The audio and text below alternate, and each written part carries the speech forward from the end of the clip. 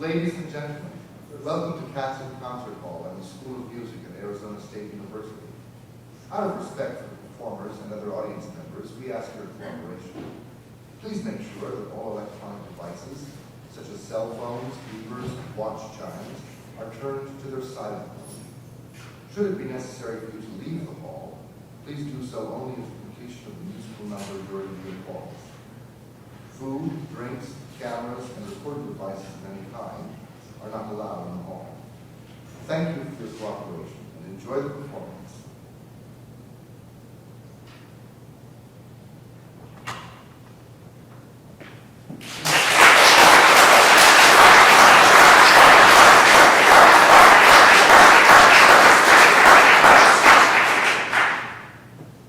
Hello, how's everyone doing?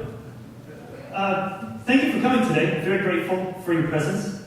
This has been quite a project, or I think a journey, as maybe Birtwistle would have said. So, over the last couple months, I've created this project. I titled it Inner Being, Exploring the Perception of Multi-Dimensional Musical Objects Through the Lens of Visual Art in Sir Harrison's Cause. A little bit of a mouthful. But I first came across Harrison Birtwistle at my previous university.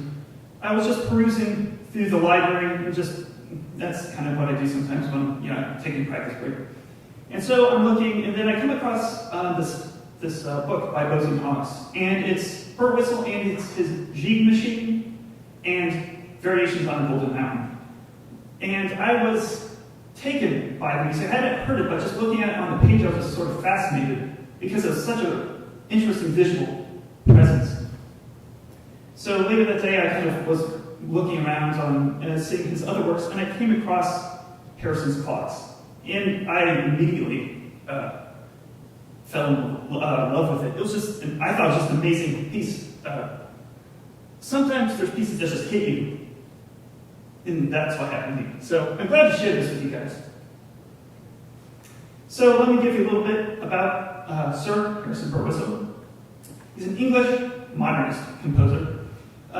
He was born in Accrington in 1934 and passed away recently. His primary instrument was the clarinet, and he studied at the University of Manchester with clarinet and composition.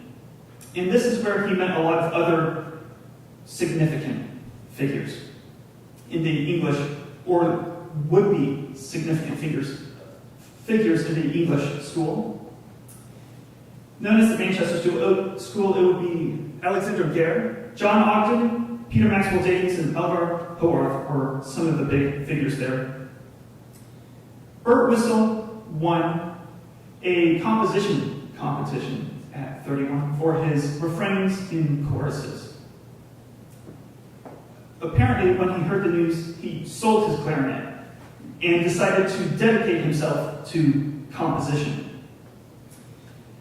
So with Peter Maxwell Davies, in the following years, he created the ensemble Fires of London, a very interesting name, I think. And perhaps his first large significant work is the work The Triumph of Time, which one starts to see Birtwistle's interest in visual art and how it can impact form. He's known for a lot of his works are theatrical, so operas, and his most significant one would be The Mask of Orpheus, written in 1985. He was particularly proud of this work. It took him about 15 years to write, and he thought it could perhaps be one of the most complex musical compositions after World War II. And it's an amazing piece. It has electronics, it's really interesting stage direction. It's very exciting work. But in this piece, you start to get a sense, or really get a sense of his style. And this comment from John Rockwell from a review of Mask of Orpheus says he deliberately thwarted the narrative flow, or even epic progression of normal opera in favor of a dizzying montage of flashbacks, repetitions, reconsiderations, and parallel actions. So you can kind of see here, he has some interest in form. He received, picture with Queen Elizabeth II there, he received knighthood in 1988. And one of the other really significant moments of his career was the premiere of Panic at the last night of the BBC proms. This was the first contemporary composition premiered at the proms, and it's a saxophone concerto with drum kit and wind orchestra, and it was broadcast for 100 million people. So if you're not familiar with Birtwistle, which a lot of people weren't, it came a little bit as a shock to what his style was. But that was sort of his apex of his sort of worldwide attention. And soon after that, he wrote Harrison's Clocks in 1988. So this was inspired by Doc Sobel's book on John Harrison, called Longitude, the true story of a lone genius who solved the greatest scientific problem of his time. So, before we get to the greatest scientific problem, these were clocks, in essence, that Birtwistle was inspired by. And in Harrison's Clocks, there are 5 movements. Each one is like a musical timepiece, which I think is an interesting title because in essence, they're pieces about time. So it's kind of a nice play on words, I think. He's especially fascinated by the complexity of the mechanisms in a clock and how all these gears and cogs interact with each other. And this is a picture of Sir Harrison Birtwistle and Joanna McGregor. She was one who premiered this work in the Pittville Pump Room, which is the room there on the left. It's a very beautiful space. It was a spa in a bathhouse. So the way these work structurally is that these are 5 movements or 5 clocks in Harrison's Clocks. They're in a symmetrical structure, and they alternate sort of their themes. So you have the odd number movements, which are like ticking movements, and then in between those you have chiming movements. And the ticking is these movements go with this very metoric, perpetual motion sort of essence. It's just like a clock just kind of spinning really rapidly in this sort of perpetual excitement. While on the other hand, the chiming are these pieces that focus on sort of circularity or a periodic nature, meaning something that happens in a regular basis. The title was inspired by John Harrison, but it's reminiscent of titles by Milton Babbitt and Satie. So John Harrison, Harrison's Clocks, it's really their Harrison Birtwistle's clocks, these pieces, but it's funny, John Harrison created 4 clocks, and there's 5 clocks in this piece. So to me, it reminds me of Eric Satie's piece, 3 pieces in the form of a pair, but there's 7 pieces in it. So it's this kind of like, a sort of a silly title. So this is John Harrison. He was an English woodworker, and he had a very sort of engineering mind. He was not trained to build clocks whatsoever. But when he was very young, he created his own clocks out of wood with no training, which was an incredible feat.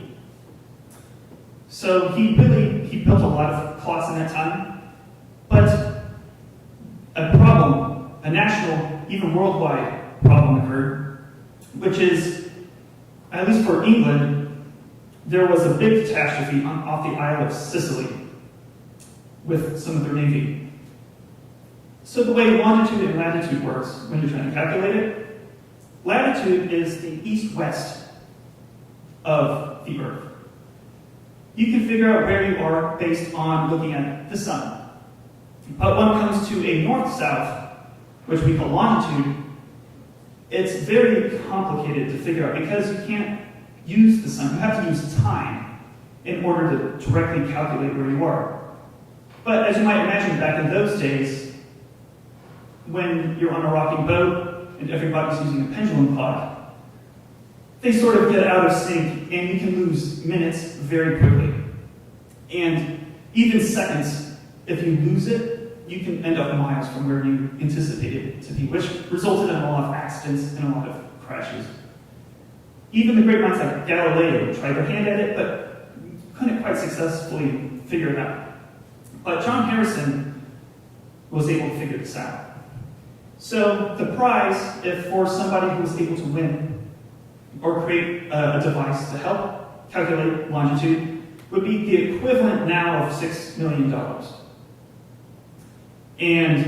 But there's a lot of drama with the Royal Academy of Longitude, and there was somebody that really wanted the moon to be the answer, and he was the head of the board, so there's a little bit of a political undertaking there.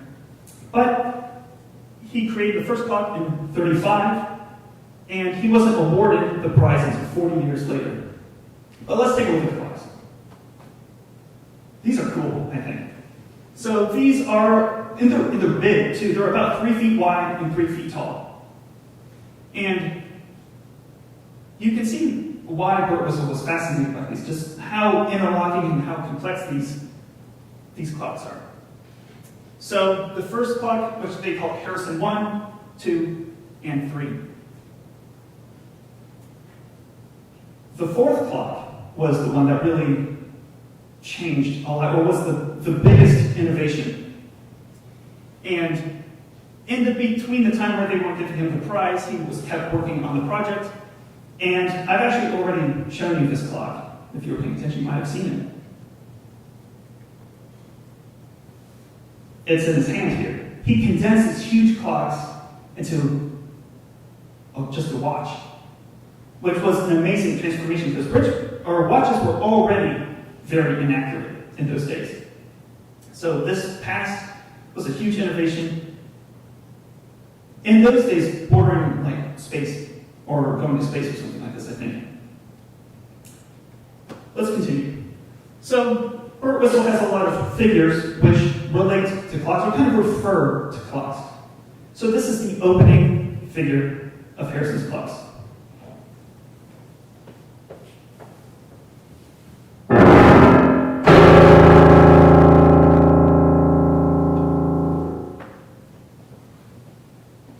Every movement starts with this. But it's not just a gesture. Birtwistle is interested in actions which have consequences. So I think this is a wind-up of a clock. Or even if you've wound up a music box, you get that potential energy, and then you set the energy in action. This stored potential energy gets released, and then over time, it dissipates and dies off. And so, sort of the significance of this opening gesture is that you're building the potential energy. You're starting the clock. You're starting the movement with this gesture. And I love this quote by Birtwistle. Those moments when you are setting up something are sacred. Everything you do next is a result of that. So, that was a lot about sort of clocks and mechanisms. But Birtwistle was also very fascinated by visual art. And you would think that's perhaps sort of a contradiction because time and painting aren't something you initially sort of connect to each other because painting is fixed and then music is completely dependent on time. But there was a lot of ideas that Birtwistle took from these artists that were significant. Really, the beginning of modernism, especially in painting, was from Paul Cézanne. And this quote, the second quote here, I think, kind of encapsulates what modernistic thought is. So he said, "I wanted to copy nature, and I failed. But I was content when I realized that the sun cannot simply be reproduced, but must be expressed by some other means, by color." Now, this is a subtle shift. But basically, instead of using paint to express a subject, you're using a subject to express paint. So let me show you an example. So this is Mont Saint-Victoire in the background. And you can see here this pretty like realistic painting. You might expect to see this. And you see there's the viaduct in the background, you see the trees in very concrete shapes, and the mountain in the back. That's Mount Santa Victoire. And let me show you a picture of the actual mountain that somebody took. I would say it's like pretty close. This is when you use paint to express a subject. But if you flip it around, you get this. So you notice the difference here. It's a lot less concrete lines, except for the mountain itself. You have these splotches of color, and it's not just about color, but how color relates to other colors. And you can see it's a lot more shape focused too. The trees are more like circles, or like you can see sort of triangular shapes. Things blend differently. The point is paint, but he's using the mountain sort of as a way to express the paint and the relationships in the paint, in the form, or the shapes. Here's another, it's a watercolor. He made 70 of these. So Cezanne was also interested in changing perspectives. So maybe you see the mountain in the day, maybe it's at night, or maybe there's like a storm. There's all sorts of variables that can affect how you look at the mountain, even just locally where you are on the map. So he was fascinated by a change in perspective of a single object. So this brings us to the first plot of Harrison's, or I should say Birtwistle's plots. So this first clock, it's in 5 sections. And this is the beginning of each one. I would say this is like one piece repeated 5 times. But not at all. So, at least for me. Orally, they sound very similar. So they all start with a premise, sort of ticking mechanism. And you can see here as well, on the first line, it's groups of 2 in the right hand, 2 in the left hand, extends to 3 and 3. And then you have a 3 and then 4. It gradually extends over the course of the work. And the details inside also change. So when you look at here, at the second line, here, those 16th notes, the way he rhythmically uses this is always transforming and always turning into something else. So the impression is that it's the same object, but just seen in a little bit of a different light. Let me play 3 of them for you. 3 beginnings of them for you.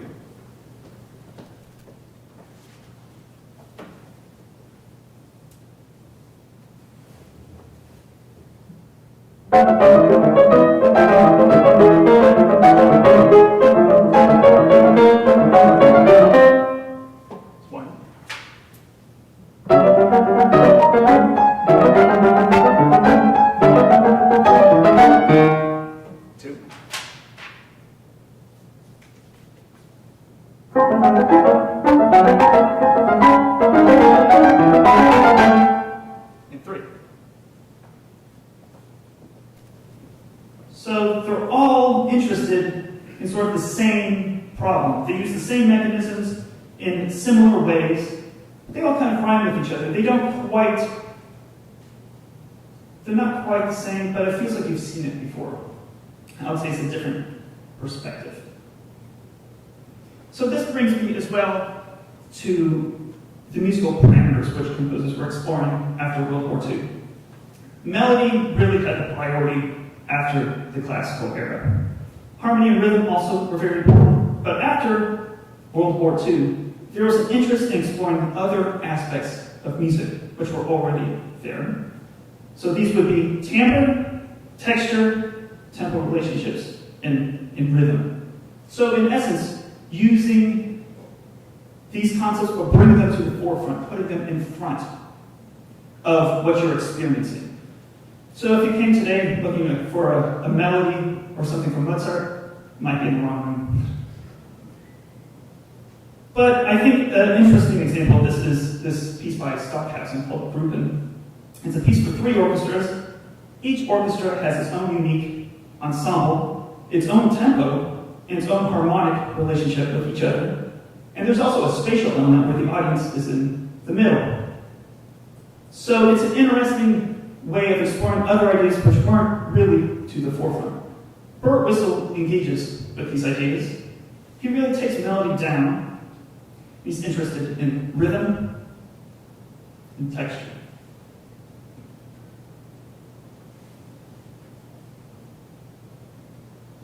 So, Paul Klee was a really influential part of Harrison Birtwistle's creative processes. Paul Klee was part of the Bauhaus School, and their main interest was making the material world reflect the visual arts. I love this picture. You have Paul Klee on the far right, Bartók in the middle, and Walter Gropius on the far left. I'm sure most of you know Bartók. Walter Gropius you might know through Mahler. So what Klee does is have this concept of the visual and individual. And let me give you an example of this. So think of an oak tree. You can see a lot of oak trees and you can point and say, that's an oak tree. There's a lot of elements that make you say it's an oak tree. But there's a lot of variables which make each oak tree individual from another. And what Klee calls these individual components, really they're subdivisions. So for example, you have branches, you have the trunk, you have leaves, you have these elements which can change from tree to tree, but it's still, the essence of a tree is there. But by controlling these really small particles or variables, you're able to make sort of infinite variations, but still keep the object intact. Birtwistle has a great quote about this. He says, Klee reimagined his whole process as if his former world had never existed, invented his own world. That way of thinking was a direct inspiration. So this way of almost taking something to the atomic level and controlling it is really what Klee's impact was on Harrison Birtwistle. But there's another side of musical objects which comes from Stravinsky, and especially his symphonies of wind instruments. This was one of the pioneering examples of block form, which in essence is you have a musical idea, you have another one, you have another one, just musical objects with no transition. It's a complete thing, and then it goes to another thing. Almost like a mosaic, if you want to think of it that way. So Birtwistle was really fascinated by this idea of block form, and he formulated mechanisms in order to control these objects. And so with these objects, he would control very specific things like the duration, the register, the density. So he was very tight. He always had to stay close to the essence of the object. That's what he felt was a very difficult thing to do. So let me show you in a little bit more concrete way what he means. In the second clock, you have a chiming mechanism. The primary note is E. Through the whole movement, you're going to hear E a lot. But it's periodic. Well, here's the visual components is that it's periodic. There's a scale of density, meaning there's more notes or less notes. And of these two categories, one is long, one is short, or they're both short, or they're both long. So there's a lot of variables here. Let me show you a couple examples of this one object, which I would call the chime mechanism.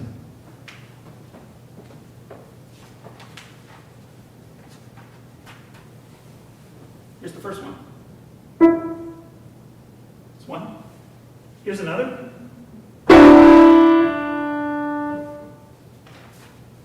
Here is another one. And another. Good, long and short.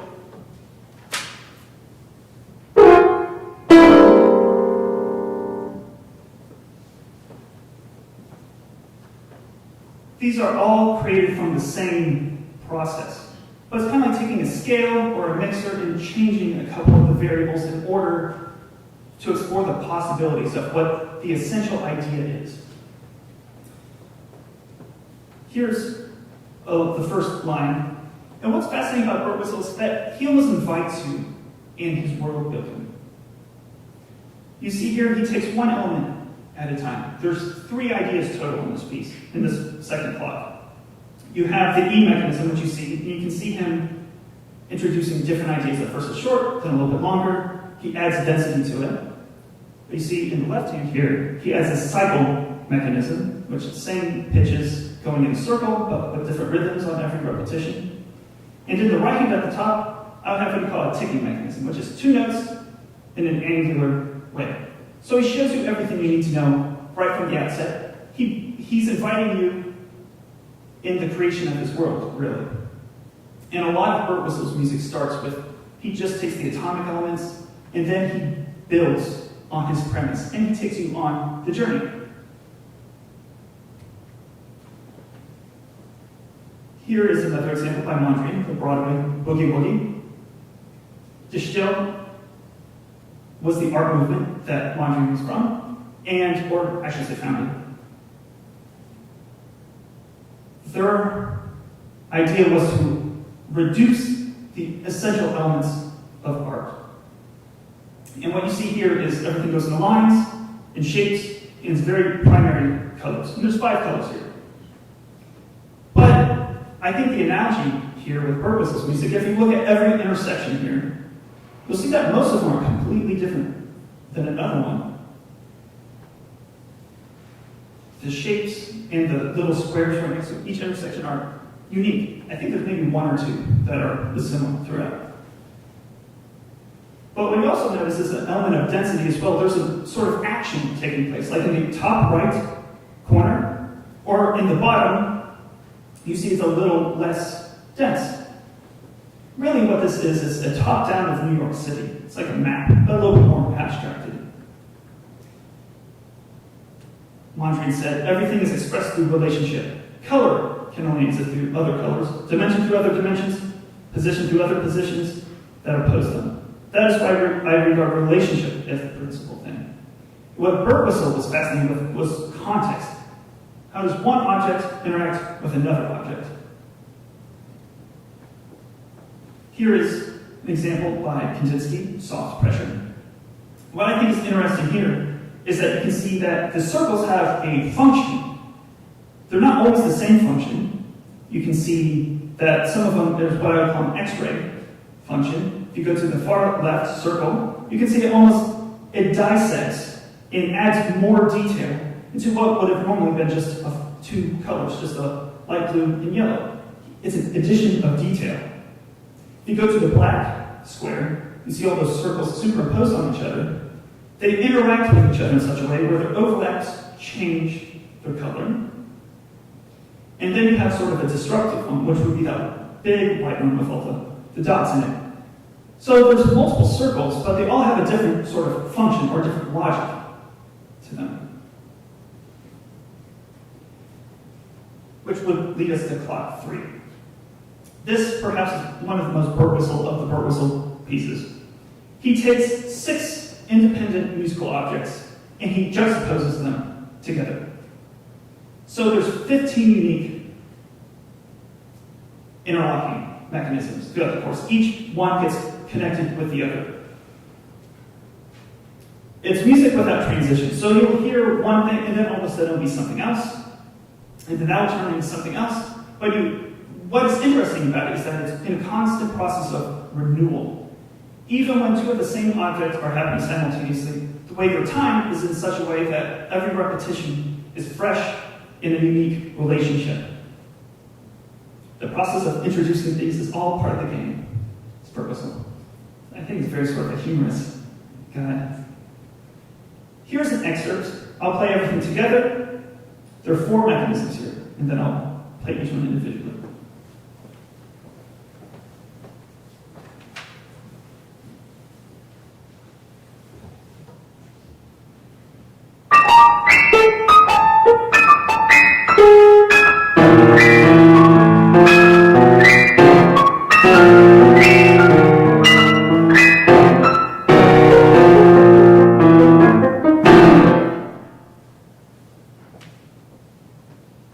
So you have in the very top you have the first mechanism, which is in two parts. Underneath, you have the second, which is just a very sort of slow angular motion. The third is very abrupt, and the fourth is sort of a scalar one. So the first one. Here's the other. The third. And the fourth.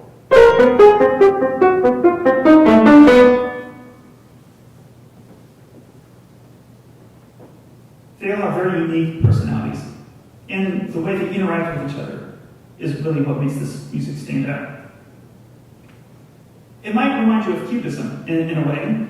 And the Cubists extended Cézanne's ideas of exploration of shape and color. So, in this way, you can see an object from multiple angles and perspectives. The mechanisms are always changing, transforming. So, through the repetitions, you see a new angle, a new perspective of what that object could be. I think this painting is particularly interesting. You see it's a violin, but most violins don't look like this. But it's a viewing from multiple angles. You see the scroll at the top is at 90 degrees. The F-holes are at different sizes. The light and the color are all different in sort of at very angular ways with each other. In a way, it was inspired by Einstein's theory of relativity, which was published in 1905. And the Cubists were particularly interested in the idea of simultaneity, the intersection of looking at an object from multiple angles at the same time, trying to understand the totality of a 3D object. I really like this particular painting by Longries. You see the really strong shapes here. The big blue, you see a little bit of that pink. It's a still life, and it's about how the light interacts with each other. And this is where Birtwistle's, I think, of interest of time starts to show.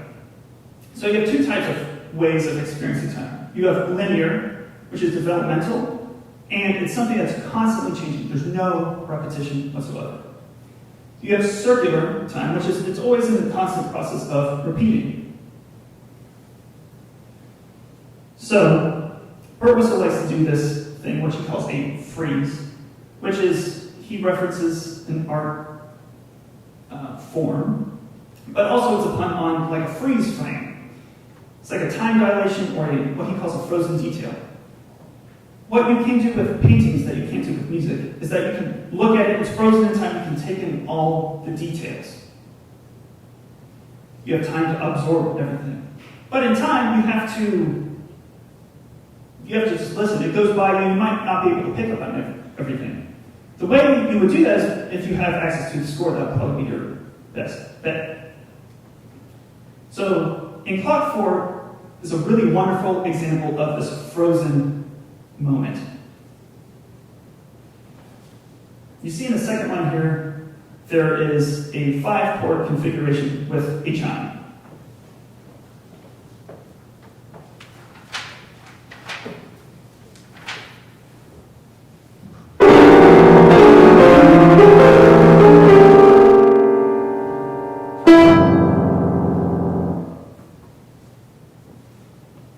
He repeats this 5 times throughout this course, and you can see it extends, it augments, it gets longer and longer and longer.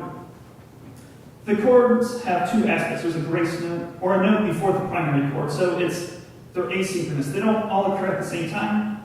They occur in two parts. The frozen detail happens starting in the third line here.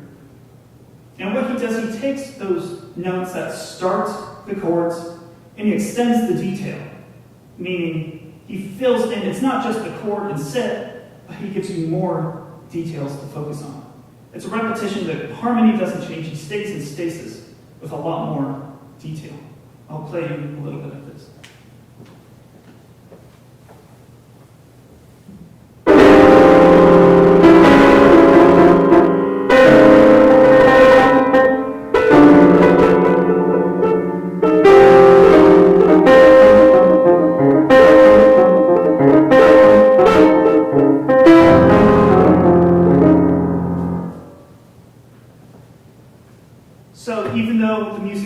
sounds like it speeds up tempo, he takes those harmonic details and he zeroes in on them.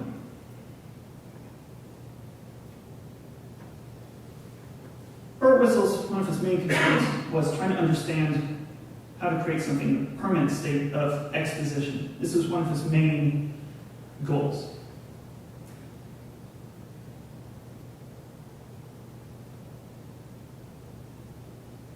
What's interesting about his music is this fascination with symmetry, I think. So he's particularly interested in circularity of particular pieces where they kind of start the way they end, or end the way they start. So there's different types of circularity. There's some that are incomplete, meaning he didn't quite get to where he started. Some that are just, they wrap up where they ended, and then some that overlap, which go over where you started. So it's very much like a labyrinth, which is the famous maze where you have to go in, and there's only one way in and one way out. Not unlike how I felt learning this piece. So you have to struggle, you have to find your way through, and then you come right back out. And what you can see here is that even though the lines have all these elements of symmetry, what's not quite symmetrical about it is that inner paint, the light tan, which kind of has its own freedom on top of this structure. This was a particularly fascinating element for Harrison Birtwistle, and how he could use incomplete symmetry as a motivation, as a way to direct the musical narrative. So I'll give you an example from clock 5 of the circularity, and how it's sort of like implied. You might not, or otherwise you might not pick up on it. It's a very quick movement. The hands are constantly oscillating throughout. But it's not just an oscillation of hands, it's also an oscillation of harmony. Each hand has 6 different notes, and both of these sets are symmetrical with each other. To me, it's reminiscent of polytonality in some way, especially that was a modernistic trend in the early 1900s, where you have 2 tonalities at the same time, but not necessarily 2 different musics. So Birtwistle's particular interest in how can you have multiple objects occurring simultaneously and yet interlocking together. So let me play the very end of clock 5 and then the very opening.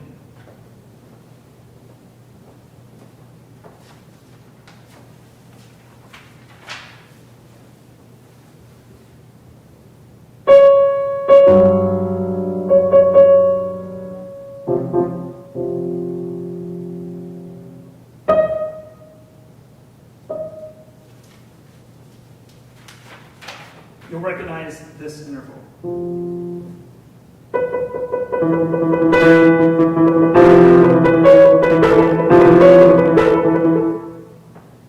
So, it's not really a tonal hum thing, but it's an idea of, it's an object which reoccurs. And if the music would probably be transformed on the next repetition, but it's in reference to the opening right at the very end. So, just to summarize some of the processes here, you have these alternating movements with their themes. You have these ticking perpetual motion themes, and you have these chiming musics, which have a very periodic structure to them. The first movement has a lot to do with layers.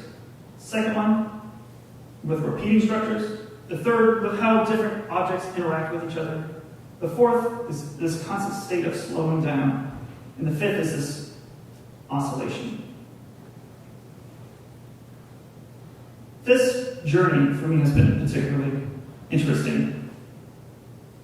I fell in love with music immediately, but taking the time to sort of dissect and understand where he's coming from and to see his artistic vision or see where some of his artistic ideas come from musically. It very much, I felt like I was getting lost at times. There was so much detail. But I think you can't help, if you really engage with this music, to have your perception of the world transformed, and how you look at things and how you listen. There's really not much other music like this. So I hope as now I transition to perform for you, that you'll be able to listen and be able to hear with a little bit more detail than maybe otherwise would have been possible. So there's going to be approximately 3-minute pause where I go off, things will change, so it's about 3 minutes if you have to run or do anything. But thank you for your time. I'm looking forward to playing this for you.